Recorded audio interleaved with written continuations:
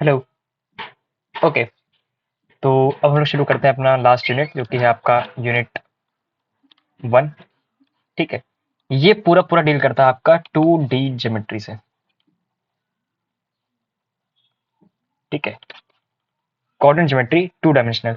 ठीक है, बेसिक है, बहुत ज़्यादा इसमें चीज़ें हैं नहीं। 3D से थोड़ा ज़्यादा आसान है बिकॉज इसमें बहुत ज़्यादा एडवांस क्वेश्चन तो आते नहीं है, जे एडवांस जे मेन लेवल के। ठीक है, आपने 11th 12th में काफ़ी हद तक 2 डायमेंशन ज्योमेट्री पढ़ी है, straight line, circles, parabola, ellipse, hyperbola. हम लोग उन्हीं चीज़ों से बस डील करने वाले हैं।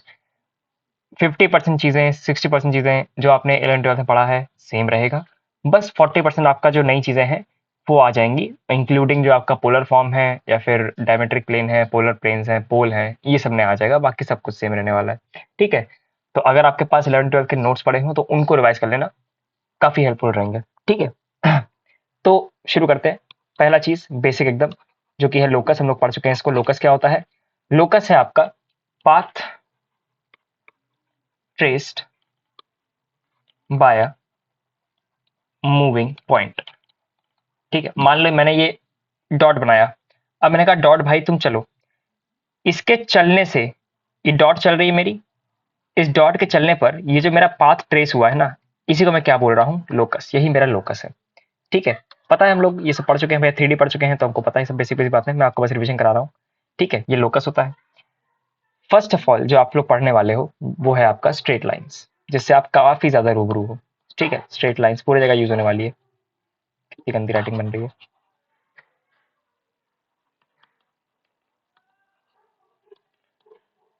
स्ट्रेट लाइंस, ठीक है। स्ट्रेट लाइंस क्या होती हैं? देखो, अगर आसान भाषा में कहूं तो जनरल इक्वेशन ऑफ 1 डिग्री, कोई भी जनरल इक्वेशन जिसकी डिग्री 1 होती है उसको हम लोग कहते हैं लीनियर इक्वेशन। याद है आपको? आप लोग क्लास 8th में इसको पढ़े थे, लीनियर इक्वेशन।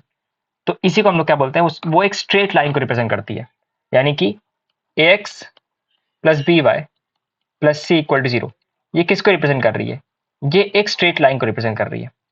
हालांकि हम लोग जो जब स्ट्रेट लाइन को ट्रेस करते हैं या जब उसको हम लोग प्लॉट करते हैं तो हम लोग इसके बजाय और other forms of straight line को यूज करते हैं। वो क्या क्या है वो पढ़ने वाले हैं। जो पहली फॉर्म है आपकी स्ट्रेट लाइंस की,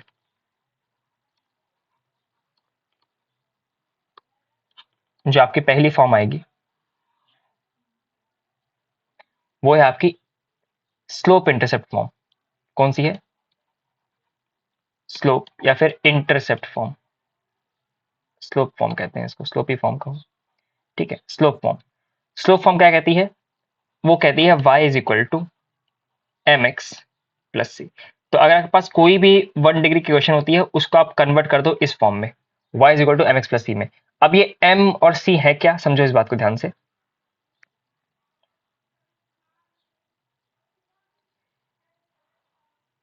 ठीक है, ये मेरे पास, ये मेरा x एक्सिस है, ये मेरा y एक्सिस है।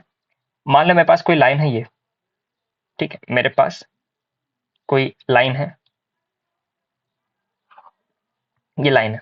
ठीक है, ये जो एंगल होता है, जो ये एंगल है ना, जो ये लाइन बना रही है एक्स एक्सिस से, ये जो एंगल बन रहा है, इस एंगल का जब मैं tan थीटा ले लूं, ये होता है मेरा m। ठीक, ये m स्लोप होता है। स्लोप मतलब आप समझ सकते हो ढलान, कितना ढलान है, लाइन में कितना तिरछाव है। अगर मैं कहता हूं कि मेरी लाइन का स्लोप 0 है, तो लाइन का स्लोप 0 होने का मतलब होता है कि tan थीटा बराबर 0, मतलब थीटा बराबर 0, मतलब लाइन कोई एंगल सबटेंड ही नहीं कर रही है एक्स एक्सिस के साथ। मतलब कि लाइन क्या है? वो पैरेलल है एक्स एक्सिस से। तो अगर किसी लाइन में, अगर किसी लाइन की इक्वेशन में एक्स का टर्म ही नहीं दिख रहा है, समझो इस बात को, अगर आपका m बराबर 0 हो गया, मतलब x का टर्म वैनिश हो गया, x का टर्म है ही नहीं, तो समझ जाना कि वो लाइन x एक्सिस के पैरेलल हो गई है। ठीक है, जैसे y इक्वल टू 3, -3, ये सब क्या है? ये सब लाइन है parallel to x axis. y equal to 3 का मतलब क्या होता है? y इक्वल टू 3 का मतलब होता है ये लाइन, ये जो y एक्सिस को 3 पे कट कर रही है। ठीक है, समझ में आ गया? उसी प्रकार से अगर मैं कहता हूं कि मेरा स्लोप है, उसकी वैल्यू इनफाइनाइट है। क्या है? मेरे स्लोप की वैल्यू इनफाइनाइट है। जैसे x इक्वल टू 4, उसमें y का टर्म ही नहीं है, तो अगर y का टर्म नहीं है मतलब कि वो लाइन क्या है, वो है पैरेलल टू y एक्सिस। ये सब बेसिक बेसिक बातें आपको पता होनी चाहिए। ठीक है, y इक्वल टू, अगर x इक्वल टू समथिंग है, y का टर्म ही नहीं है, y का टर्म वैनिश हो गया है, तो हम लोग कहते हैं कि वो लाइन आपकी x एक्सिस के पैरेलल हो गई। ठीक है, जैसे y इक्वल टू 4, जैसे x इक्वल टू 4 का मतलब क्या होता है, x इक्वल टू 4 का मतलब ये लाइन हो गई जो x को 4 पे ऐसे कट कर रही है और y के एकदम पैरेलल जा रही है। ठीक है, समझ में आ गया? आगे बढ़े। ये होता है स्लोप फॉर्म। ठीक है, आपके पास कोई भी फर्स्ट डिग्री की क्वेश्चन दी रहती है, उसको आप इस फॉर्म में कन्वर्ट करिए। एम को देखिए, सी को देखिए। अच्छा, एम क्या है समझ गए हम लोग। एम क्या होता है, एम होता है हमारा स्लोप। ठीक है, जो एंगल से टेंड हो रही है। सी क्या है, सी होता है इंटरसेप्ट, वाई इंटरसेप्ट। सी क्या है हमारा, सी को हम लोग कहते हैं वाई इंटरसेप्ट। मतलब लाइन वाई एक्सिस को कहां पे कट कर रही है, लाइन वाई एक्सिस को कहां कट कर रही है, वो होता है सी। जैसे एग्जांपल के तौर पे y is equal to y is equal to √3x-2। मान लो ये लाइन की इक्वेशन है, लेट्स से। इस लाइन की इक्वेशन क्या मतलब हुआ, इसका मतलब हुआ कि अगर मान लो ये मेरी एक्स और वाई एक्सिस है, तो इस लाइन का जो ये लाइन है ना, वो -2 को मतलब y को -2 पे कट कर रही है, और ये लाइन जो एंगल बना रही है वो 60 डिग्री है x के साथ। ये इस लाइन की इक्वेशन हो गई। बिकॉज m की वैल्यू कितनी है, m की वैल्यू है √3, मतलब tan थीटा की वैल्यू हो गई हमारी √3, मतलब थीटा की वैल्यू क्या हो गई 60 डिग्री। और ये क्या दिखा रहा है, कहाँ कट कर रहा है, माइनस 0, -2 पे कट कर रही है। ठीक है, इंटरसेप्ट। समझ में आ गया? आगे बढ़े। ये पहला फॉर्म था स्ट्रेट लाइन का। ये क्या है मेरा, ये है मेरा स्ट्रेट लाइन का पहला फॉर्म। ठीक है, स्लोप इंटरसेप्ट फॉर्म कहते हैं इसको, या स्लोप फॉर्म कहते हैं। ठीक है, ये फर्स्ट चीज हो गई। सेकंड आपकी आती है यहाँ पे,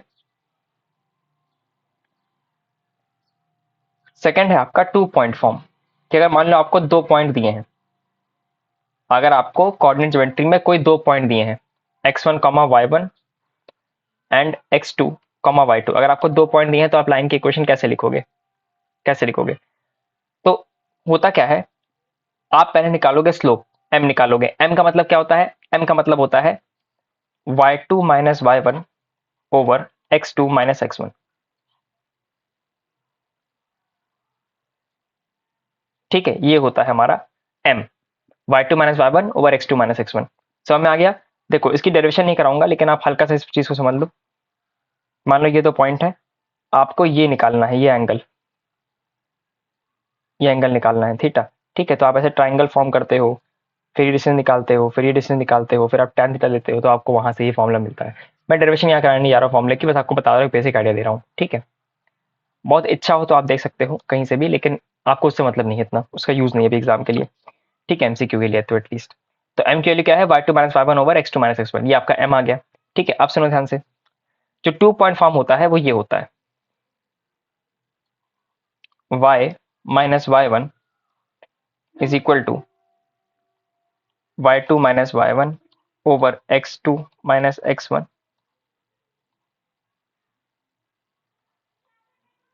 x - x1। ये है हमारा 2 पॉइंट फॉर्म। तो अगर आपको 2 पॉइंट दिए हों, तो आप उस लाइन की इक्वेशन ऐसे निकालते हो। ठीक है, एक एग्जाम्पल देखते हैं, वहां समझ में आ जाएगा। मान लो कि 1, 2 और 2, 3 इन दोनों पॉइंट से लाइन पास हो रही है, तो आप लाइन की इक्वेशन कैसे निकालोगे? ठीक है, वीडियो को पॉज करो, खुद से सॉल्व करो, जल्दी से सॉल्व करता हूँ इसको मैं।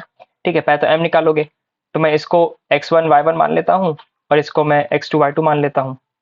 ठीक है, तो क्या हो जाएगा, y2 - y1 3 - 2 अपॉन 2 - 1, कितना आ गया, इसकी वैल्यू 1 आ गई। अब देखो, y - y1, आप इसको भी चूज कर सकते हो, आप इसको भी चूज कर सकते हो, फर्क नहीं पड़ता। तो y - y1 is equal to m x - x1। लो, ये आपकी इक्वेशन बन गई। चाहो तो इसको सिंप्लीफाई कर लो, y - 2 बराबर x - 1, तो y is equal to x + 1। लो, ये आपका 2 पॉइंट फॉर्म है, यहाँ से आप इसको स्लोप इंटरसेप्ट फॉर्म में ले आए। समझ में आ गया, कोई दिक्कत तो नहीं है? ठीक है, चलो। तो आपका स्लोप पॉइंट फॉर्म हो गया, आपका 2 इंटरसेप्ट फॉर्म हो गया। अब ये सब आपने क्लास 10th में भी पढ़ा था, ये दोनों पॉइंट फॉर्म। अब थोड़ा सा आगे बढ़ते हैं इसको। ठीक है, ओके। नेक्स्ट है आपका इंटरसेप्ट फॉर्म।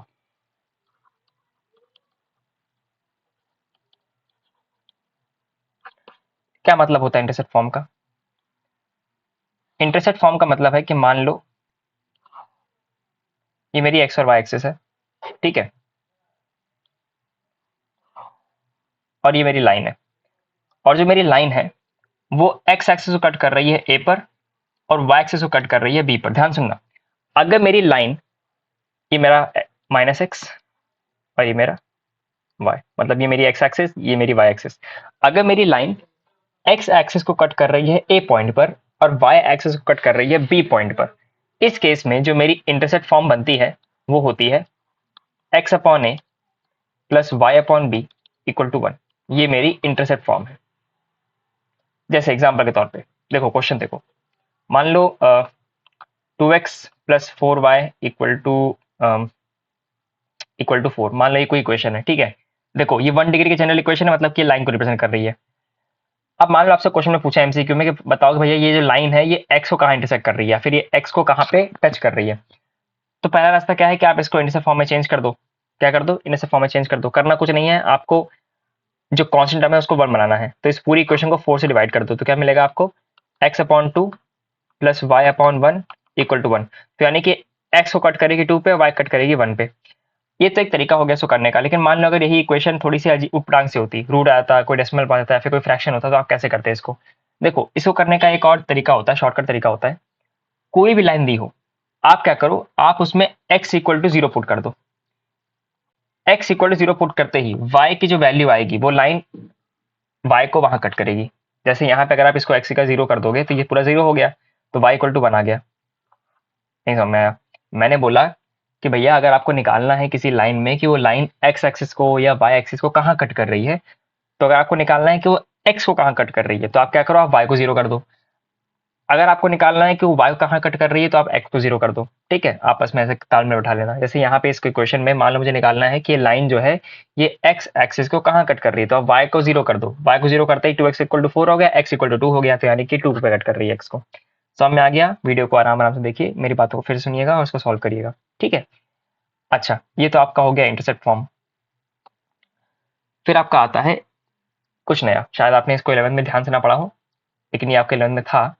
वो है आपका परपेंडिकुलर डिस्टेंस फॉर्म। क्या होता है ये, जरा समझते हैं इसको।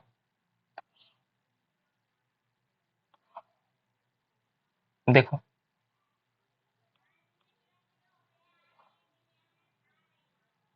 बहुत ध्यान से समझना।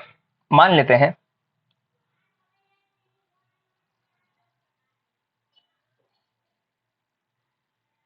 मान लेते हैं कि ये मेरी लाइन है, ठीक है, और ये मेरा ओरिजिन है।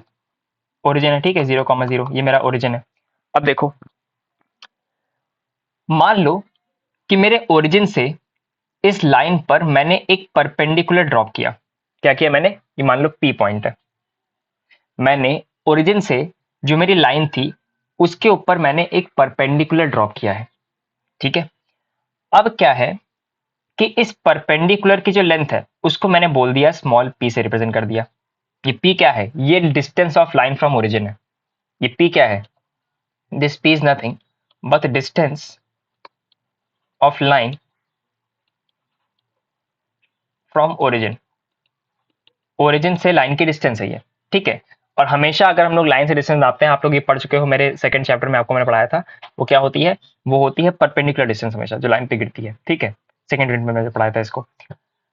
ये पी है, और मान लो कि ये जो एंगल सबटेंड कर रही है, लाइन नहीं, लाइन एंगल सबटेंड नहीं कर रही है, ये जो परपेंडिकुलर लाइन है वो कौन सा एंगल सबटेंड कर रही है?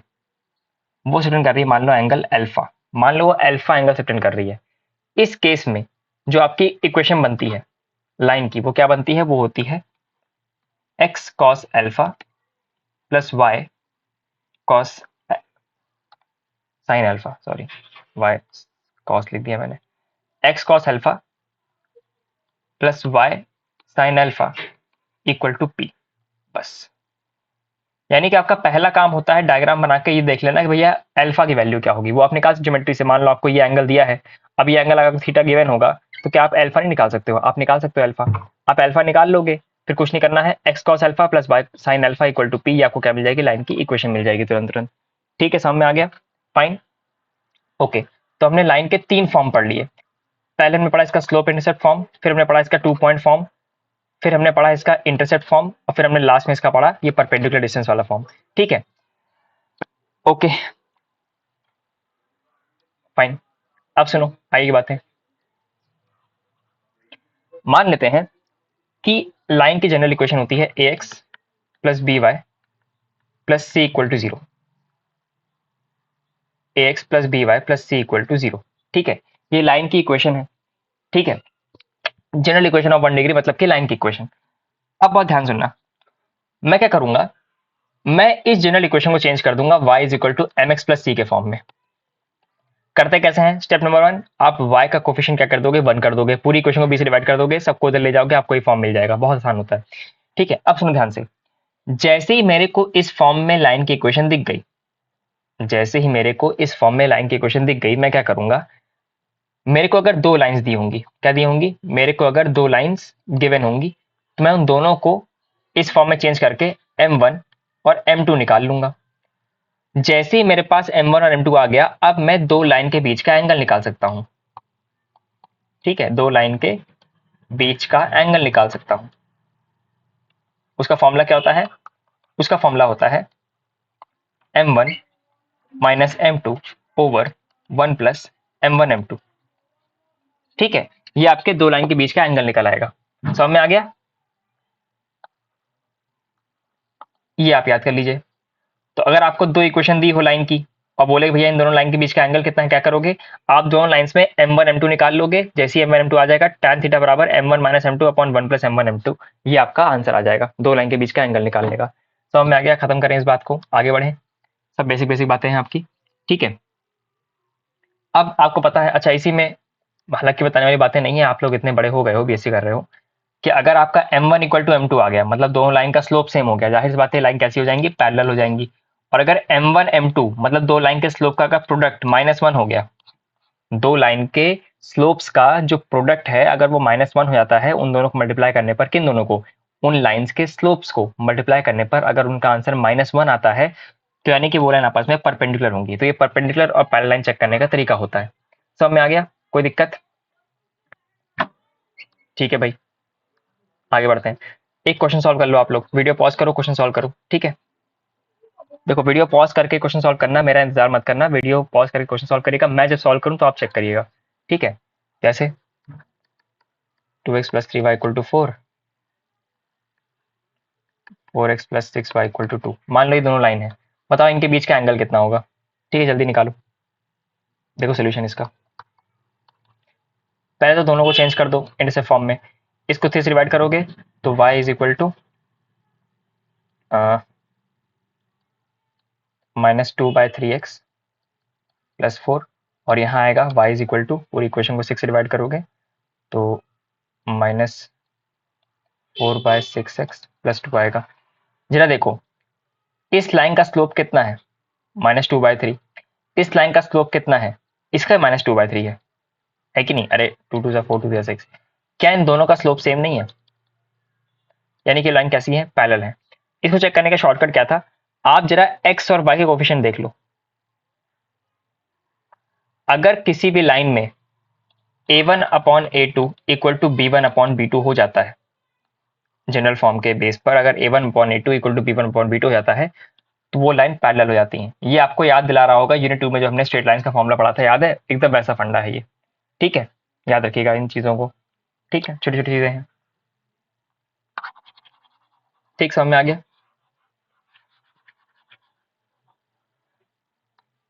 चल, ओके फाइन। अब क्या है, length of perpendicular from any point two line. हाँ, ये इंपॉर्टेंट है। देखो भाई, मान लो कि मेरे पास एक लाइन गिवन है। ठीक है, मेरे पास क्या है, मेरे पास एक लाइन है। ठीक है, और मेरे पास एक पॉइंट है, मान लो मेरे पास पॉइंट है x1 y1, ये मेरे पास पॉइंट है और मेरे पास एक लाइन है। मान लो मुझे इस पॉइंट से, ये लाइन की इक्वेशन है, मान लो ax plus b y plus c बराबर 0, ये मेरे पास लाइन की इक्वेशन दी हुई है, ये मेरे पास एक पॉइंट P है। मान लो इस पॉइंट से मुझे इस लाइन के ऊपर एक परपेंडिकुलर ड्रॉप किया, मुझे ये डिस्टेंस निकालनी है डी। तो इस डी को मैं कैसे निकालूंगा? तो इस डी का फॉर्मूला क्या होता है? इस डी का फॉर्मूला होता है, कुछ नहीं करना है, आपको लाइन की इक्वेशन में इस पॉइंट को पुट कर देना है, उसको न्यूमरेटर में रख देना है। लाइन की इक्वेशन क्या, लाइन के एक्सप्रेशन में जो पॉइंट आपको गिवन है उस पॉइंट को आपको पुट कर देना है एक्स वाई की जगह, और नीचे आपको उस लाइन के कोफिशिएंट्स एक्स और वाई कोफिशिएंट के स्क्वायर का सम ले लेना है। ये आपको दे देगा उस पॉइंट से लाइन के बीच का परपेंडिकुलर डिस्टेंस। समझ में आ गया? कोई दिक्कत तो नहीं? फाइन, ठीक है। जैसे क्वेश्चन कर लेते हैं एक, मान लो कि 1,2 एक पॉइंट है और 2x plus 3y equal to -1 कोई एक लाइन है।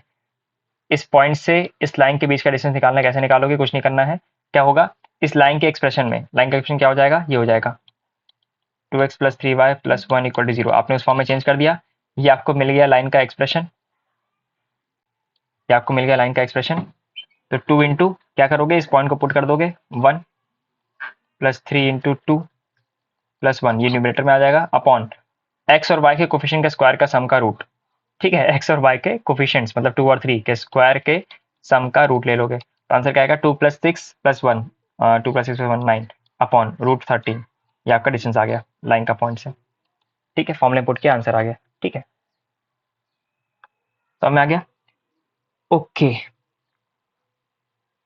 फाइन। तो ये आपका लाइंस के ऊपर पूरी चीज थी। ठीक है, अब लास्ट में एक बार सर्कल्स कर लेते हैं, फिर आगे बढ़ते हैं। सर्कल्स, सर्कल में बहुत डेप्थ में नहीं आने वाला हूँ। ठीक है, सर्कल अपने आप में एक बहुत बड़ा चैप्टर ही होता है। ठीक है, जो बेसिक बातें वो समझ लीजिए आप बस इसमें, कि सर्कल है क्या। सर्कल बेसिकली है क्या? ठीक है, सर्कल का यहाँ पे शेप्स में सर्कल्स है।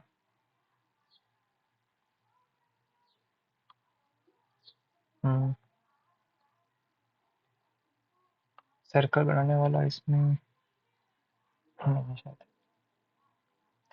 अरे कोई नहीं, देखो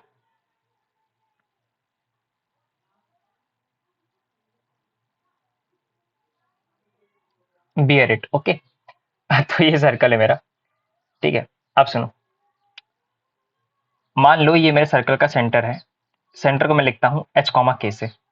ठीक है, और एक्स कॉमा वाई मेरा जनरल पॉइंट है, और मुझे एक्स कॉमा वाई का लोकस बनाना है।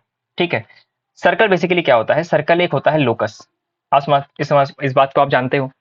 अगर मैं कहता हूं कि मेरे पास ये कोई सेंटर है, और मैंने कहा भैया ये मेरा पॉइंट है, ये मेरा क्या है, मूविंग पॉइंट है, ये जो पॉइंट पी है मेरा, ये मेरा मूविंग पॉइंट है, ओ मेरा फिक्स पॉइंट है। मैंने कहा पी पॉइंट तुम चलो, और तुम चलो ऐसे कि तुम्हारा डिस्टेंस जो है ना ओ के साथ वो कांस्टेंट रहे। तो पी पॉइंट जो पाथ ट्रेस करेगा वो एक सर्कल होगा। ठीक है, मतलब हर जगह पे पी का डिस्टेंस ओ से सेम रहने वाला है, तो जो पाथ ट्रेस होने वाला है वो एक सर्कल होता है। तो basically locus of a point which is equidistance from a given fix point is known as circle. ये सर्कल की डेफिनेशन होती है। ठीक है, किसी भी सर्कल की ये डेफिनेशन है, मैथमेटिकल डेफिनेशन है उसकी। ठीक, बिंदु पथ मतलब किसी, देखो लोकस को हिंदी में बिंदु पथ कहते हैं। ठीक है, यानी किसी बिंदु का पथ, किसी उसका चलने का उसका पाथ जो है। तो अगर कोई पॉइंट, मूविंग पॉइंट चल ऐसे रहा है कि उसका डिस्टेंस गिवन फिक्स पॉइंट से सेम होता है, तो उसको हम लोग कहते हैं सर्कल। ये बातें आप पता है, मैं आपको रिवीजन करा रहा हूँ। सर्कल की जनरल इक्वेशन क्या होती है, बेसिकली ये डिस्टेंस कांस्टेंट होनी चाहिए, ये कंडीशन है आपकी, उस कंडीशन को फुलफिल कर दो। X minus h square plus y minus k square equal to constant c. ये आपके सर्कल की इक्वेशन होती है, इसे कहते हैं जनरल इक्वेशन, यहां से आती है लोकस की डेफिनेशन से। अब क्या होगा, x minus h square plus y minus k square equal to r square. आपको किसी भी 2 डिग्री की इक्वेशन को इस फॉर्म में चेंज करना है। यदि आप उसको इस फॉर्म में चेंज कर दिए, आपने किसी भी 2 डिग्री की इक्वेशन को अगर आपने इस फॉर्म में चेंज कर दिया, ठीक है, किसी भी इक्वेशन को अगर आपने इस फॉर्म में चेंज कर दिया, जैसे एग्जांपल देता हूं मैं आपको, उसमें जो ये टर्म्स होते हैं एक्स और वाई के साथ माइनस में आ रहे हैं, ये होते हैं सर्कल के सेंटर, और जो ये आपको कांस्टेंट टर्म मिलेगा वो होता है रेडियस का स्क्वायर। मैं आपको क्वेश्चन के थ्रू समझाता हूँ इस चीज को, आपको एक बार समझ में आ जाएगा। जैसे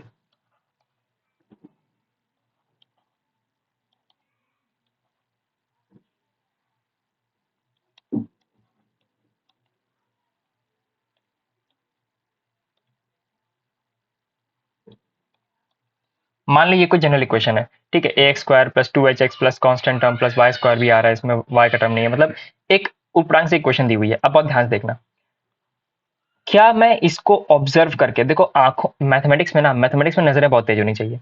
अगर मैं इसको ऑब्जर्व करूं तो क्या ये मेरे पास x-2 का होल स्क्वायर नहीं है? देखो, सॉरी यहाँ पे 4 आएगा। बहुत ध्यान से देखो, इस इक्वेशन में अगर आप इसको बहुत ध्यान से नजरें गड़ाओ तो आपको दिख रहा होगा कि ये x-2 का होल स्क्वायर है, प्लस यहाँ पे क्या लिख सकता हूँ मैं, इसको वाई स्क्वायर लिख सकता हूँ, और इस 25 को मैं उधर भेज सकता हूँ। अब देखो, इसको मैं थोड़ा सिंप्लीफाई करूंगा, ये हो गया x-2 का होल स्क्वायर प्लस y-0 का होल स्क्वायर इक्वल टू 5 का स्क्वायर। अब देखो, क्या ये इक्वेशन इस फॉर्म में नहीं आ गई? यानी कि ये एक सर्कल की इक्वेशन है, ये एक सर्कल को रिप्रेजेंट कर रहा है जिसका सेंटर है 2,0 h, k, और सर्कल का जो रेडियस है वो है आपका 5। तो ऐसे आप किसी भी जनरल इक्वेशन ऑफ 2 डिग्री को इस फॉर्म में चेंज करके उसका सेंटर, उसका रेडियस निकाल सकते हो। बात खत्म, समझ में आ गया? ओके, इसी में कुछ नई नई बातें आ जाइए। अब जैसे स्फीयर में हमने पढ़ा था एक डायमेट्रिक फॉर्म ऑफ स्फीयर, वैसे सर्कल में एक होता है डायमेट्रिक फॉर्म। क्या होता है? Diametric form. डायमेट्रिक फॉर्म होता है, क्या बोलते हैं उसको? डायमेट्रिक फॉर्म क्या होता है? मान लो आपको सर्कल का डायमीटर के 2 पॉइंट दिए हैं, सर्कल के डायमेट्रिकली अपोजिट पॉइंट दिए होते हैं। डायमेट्रिक अपोजिट पॉइंट क्या होता है भैया? डायमेट्रिकली अपोजिट पॉइंट का मतलब होता है कि मैंने एक कोई पॉइंट चूज किया x1, y1, ठीक है, और उसके डायमेट्रिकली अपोजिट मतलब सेंटर से पास करती हुई लाइन के ठीक अपोजिट टच करते सेकंड पॉइंट जो मेरे को मिला वो है x2, y2, मतलब इन दोनों पॉइंट को ज्वाइन करूंगा मुझे डायमीटर मिलेगा। ये होता है मतलब डायमेट्रिक पॉइंट्स का। सर्कल के ऊपर दो ऐसे, देखो सर्कल के ऊपर कोई भी 2 पॉइंट लेने से वो डायमीटर के पॉइंट में ही बन जाते हैं, ठीक है, वो कॉर्ड के 2 पॉइंट्स होते हैं। लेकिन अगर मैंने 2 पॉइंट ऐसे ले लिए सर्कल के ऊपर जो लॉन्गेस्ट कॉर्ड, मतलब उनका डिस्टेंस मैक्सिमम है, समझ रहे हो क्या बोल रहा हूँ? सर्कल के ऊपर 2 पॉइंट ऐसे लिए कि उन दोनों पॉइंट को ज्वाइन करने वाली लाइन सेंटर से पास हो रही है, इस तरह समझो इस चीज को। तो उन्हें कहते हैं डायमेट्रिकली अपोजिट पॉइंट, ठीक है, डायमेट्रिकली अपोजिट पॉइंट मतलब डायमीटर के 2 पॉइंट्स। अगर आपको ये गिवन है क्वेश्चन में, आपसे बोले भी सर्कल की क्वेश्चन निकालो, तो क्या करोगे आप? कुछ नहीं करोगे, ये फॉर्मूला होता है इसका, x-x1 इंटू x-x2, ठीक है, प्लस y-y1 इंटू y-y2 बराबर 0। ये आपका फॉर्मूला होता है, इसे कहते हैं डायमेट्रिक फॉर्म ऑफ सर्कल, ठीक है। तो आपको डायमेट्रिक 2 पॉइंट दिए हो, आपको सर्कल की इक्वेशन निकालनी है, आप ऐसे निकाल सकते हो चुपके से आसानी से। समझ में आ गया? कोई दिक्कत, शंका, दुविधा, प्रॉब्लम? ठीक है। एक क्लास में आपका आता है पैरामीट्रिक फॉर्म भी आता है, ठीक है। पैरामीट्रिक फॉर्म लोग बहुत शिद्दत से पढ़ेंगे आगे चल के, थोड़ा सा जब हम लोग पोलर फॉर्म पढ़ लेंगे। देखो होता क्या है, आपने अगर फिजिक्स में SHM चैप्टर पढ़ा होगा, सिंपल हार्मोनिक मोशन, वहां पे आपको आपने इसको थोड़ा सा ऑब्जर्व किया होगा, फिर देखा होगा। बहुत ध्यान से देखो इस चीज को। सर्कल की इक्वेशन जिसका सेंटर ओरिजिन हो, उसको मैं कुछ ऐसे लिख सकता हूँ। देखो यहाँ पे x-0 का स्क्वायर को x स्क्वायर लिख दिया मैंने, y-0 के स्क्वायर को y स्क्वायर लिख दिया। मतलब ये क्या है? इस तरह की इक्वेशन जो होती है वो एक सर्कल की इक्वेशन होती है जिसका सेंटर क्या होता है? जिसका सेंटर ओरिजिन होता है। सर्कल विद सेंटर ओरिजिन की इक्वेशन कुछ ऐसी दिखती है, x square plus y square बराबर सम कांस्टेंट, ठीक है। आप बहुत ध्यान सुनना, सर्कल की इसी इक्वेशन को मैं ऐसे लिख सकता हूं, अगर मैं x को मान लूं a cos थीटा और y को मान लूं a sin थीटा, ठीक है, इसे हम कहते हैं पैरामीट्रिक फॉर्म ऑफ सर्कल।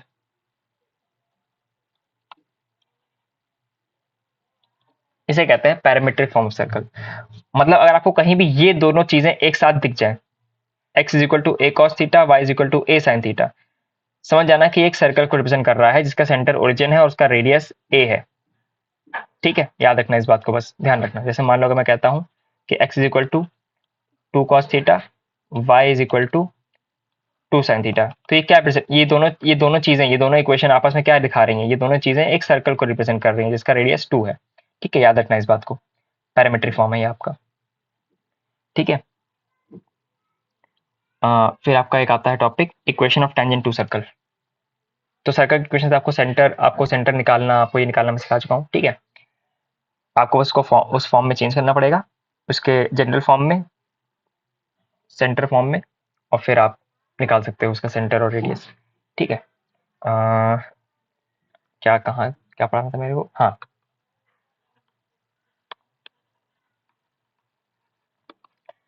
मतलब क्या हुआ इसका, मान लेते हैं कि मेरे पास सर्कल है। ठीक है, सर्कल की इक्वेशन सी दी हुई है, सर्कल की कोई इक्वेशन दी हुई है। ठीक है, इसको मैं पैराबोला के साथ फर्दर डिस्कस करूंगा इस टॉपिक को आगे चल के नेक्स्ट लेक्चर में। अभी के लिए सुन लीजिए इस चीज को, कि मान लो सर्कल की इक्वेशन दी हुई है सी, सर्कल की इक्वेशन दी हुई है सी। अगर मुझे x1 y1 जो सर्कल के ऊपर एक पॉइंट है, इस पॉइंट से पास होता हुआ, मान लो इस सर्कल की इक्वेशन सी हुई गिवन हुई थी हमको, और मैंने एक पॉइंट चूज कर लिया x1 y1, इस पॉइंट से पास करती हुई जो टेंजेंट लाइन जाएगी t, इस लाइन की इक्वेशन क्या होती है? कुछ नहीं, आपको करना क्या है, आपको कुछ नहीं करना है, जहां जहां एक्स स्क्वायर होगा वहां वहां आप एक्स x1 लिख दोगे, जहां जहां वाई स्क्वायर होगा वहां वहां आप वाई y1 लिख दोगे, जहां जहां आपको x दिखेगा वहां वहां आप 1/2 x प्लस x1 लिख दोगे, जहां जहां आपको y दिखेगा वहां वहां आप 1/2 y प्लस y1 लिख दोगे। बस, जैसे ही आप इन सब चीजों को सर्कल की इक्वेशन में पुट करोगे, आपको जो इक्वेशन मिलेगी वो एक टेंजेंट लाइन की इक्वेशन हो जाएगी, बात खत्म, दैट्स इट। ठीक है, इसके ऊपर एक क्वेश्चन मैं आपको नेक्स्ट लेक्चर में कराऊंगा, तब तक के लिए प्लीज रिवाइज करते रहें सर्कल्स और स्ट्रेट लाइंस को। ठीक है, ऑल द बेस्ट।